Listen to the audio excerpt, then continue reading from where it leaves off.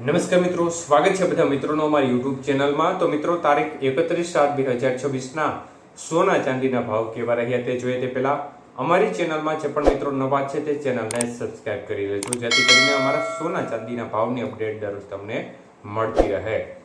તો ચાંદીના ભાવ જોઈએ તો આજે 1 ગ્રામ ચાંદી 235 રૂપિયા, 8 ગ્રામ ચાંદીનો ભાવ 1880 રૂપિયા, 10 ગ્રામ ચાંદી 2350, 100 ગ્રામ ચાંદી 23,500 અને કિલો ચાંદી 2,35,000 રૂપિયા સુધીના ભાવ રહ્યા હતા। તો ખાસ કરીને ચાંદીની બજારમાં ફરી એકવાર માહોલ છે તે સ્થિર રહ્યો હતો। કોઈ પણ પ્રકારની મૂવમેન્ટ આજે ચાંદીની બજારની અંદર જોવા નહોતી મળી। તો મિત્રો, અગાઉની જેમ જ ચાંદીની બજાર છે તે જોવા જઈએ તો આ મહિનાના મોટા ભાગના દિવસોની અંદર સ્થિર રહી છે, વધુ દિવસોમાં સ્થિર રહી છે અને જે વધઘટ થઈ છે તે 5,000 રૂપિયાની વધઘટ થતી નજર પડી રહી છે। મિત્રો, 22 કે સોનાના ભાવની સ્થિતિ જોઈએ તો 1 ગ્રામ સોનું 13,235 રૂપિયા, 8 ગ્રામનો ભાવ 1,05,880 રૂપિયા, 10 ગ્રામ સોનું 1,32,350, 100 ગ્રામ સોનું આજે 13,23,500 રૂપિયા સુધી બજાર રહી હતી। તો આજે 22 કે સોનાના 100 ગ્રામના ભાવમાં ફરી એકવાર 7,500 રૂપિયાનો વધારો જોવા મળ્યો હતો। તો મિત્રો, 2025ના વર્ષમાં જે તેજીનું વાવાઝોડું જોવા મળ્યું તે વાવાઝોડું 2026ના વર્ષમાં જોવા મળ્યું નથી, પરંતુ તેના કરતા બજાર છે તે સતત 2026ના વર્ષમાં નીચે આવી છે।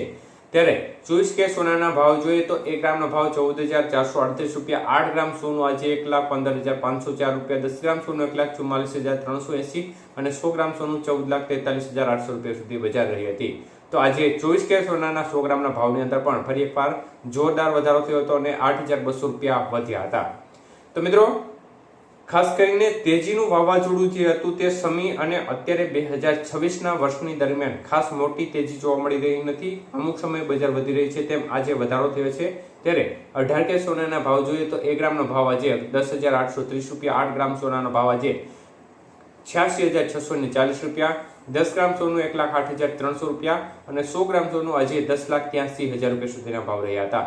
તો આજે 18 કે સોનાના 100 ગ્રામના ભાવની અંદર ફરી એકવાર 6,200 રૂપિયાનો મોટો વધારો જોવા મળ્યો હતો। તો ખાસ કરીને બજાર છે તેમાં થોડો કરંટ આજે જોવા મળી રહ્યો છે, પરંતુ જે તેજીનો માહોલ મતલબ કે 1,80,000 નજીક બજાર પહોંચી હતી અને ત્યારબાદ આમ જોવા જઈએ તો ઘણો એવો ઘટાડો બજારમાં થયો છે। એટલે ઓવરઓલ જોવા જઈએ તો છેલ્લા 7 મહિનાની પોઝિશનમાં બજાર છે તે સતત ઘટાડ તરફી વલણ જે દરેક માસ છે તેની અંદર જોવા મળ્યું છે અને મોસ્ટલી ખાસ કરીને મોટી તેજીનો જે તાંડવ 2025માં મચાવ્યો હતો તે પ્રકારની તેજી હજી સુધી 2026ના વર્ષમાં જોવા મળી રહી નથી। એટલે બજાર છે તે 2026 શરૂ થયું ત્યારથી સતત ઘટવા તરફ જ જોવા મળી રહી છે। જે ફેબ્રુઆરી પૂર્ણ થયું ત્યારબાદથી બજારનો જે સ્ટોન છે તે લગભગ એક તરફ ઘટવાળા તરફી રહ્યો છે।